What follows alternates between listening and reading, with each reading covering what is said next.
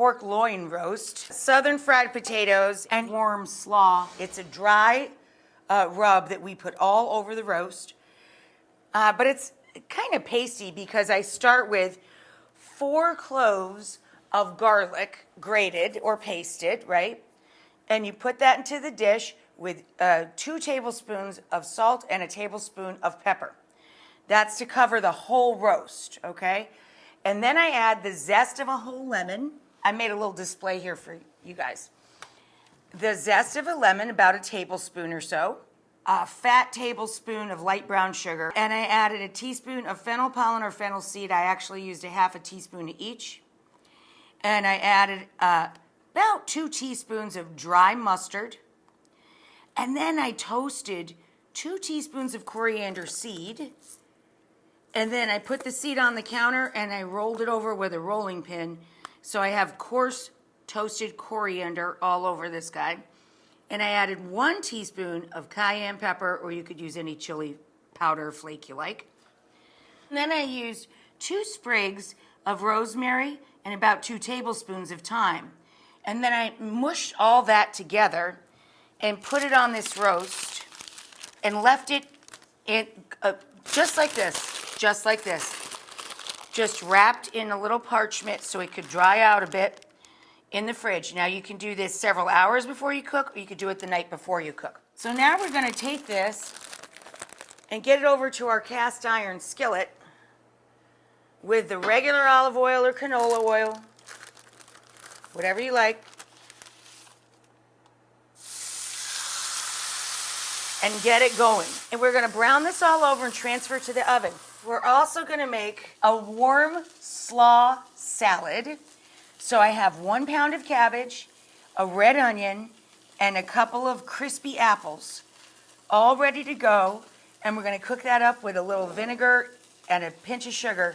So we took a couple of pounds of yellow or white skin potatoes, diced them up, boiled them, and once it comes to a boil, of course, we put cold potatoes, like sizes, into cold water.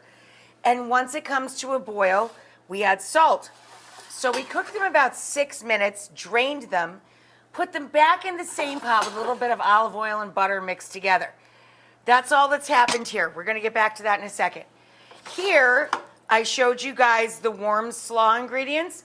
All I did was sweat out the cabbage, onions, and apples, and a little bit of salt and pepper. To garlic or not to garlic is up to you. We put garlic in everything. So now we're going to dress our side dishes. Our meat is out and roasting. Don't show them yet. They have to wait for dinner. But you take the meat out of the oven at 135, let it rest. Ours is perfect. Ours is absolutely perfect. I'm so thrilled with that. Good job, honey. So to the potatoes, we're gonna add some chives and toss them around. And we're gonna add a little bit of Creole seasoning. Now, if you don't have Creole seasoning, who cares? Go into your pantry and just get the makings of Creole seasoning. So you're gonna wanna get a little bit of thyme or ground thyme. You're gonna wanna get a little bit of some sort of chili powder or chili flake. Throw that in there with some chives. Down here, this is our gorgeous warm slaw. We're just gonna finish this off now. So now we're gonna add some vinegar. You can use apple cider vinegar or white vinegar. We're gonna add a sprinkle of celery seed.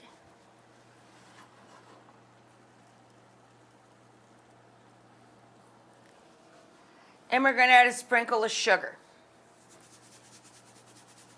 I'm using light brown sugar because it was already on the counter.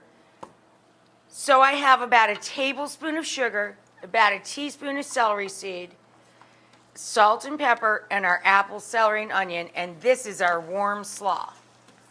Okay, so here's the southern fried potatoes, AKA, well, in our case, dinner hash browns. Beautiful warm slaw. And here's our sliced garlic and herb pork loin.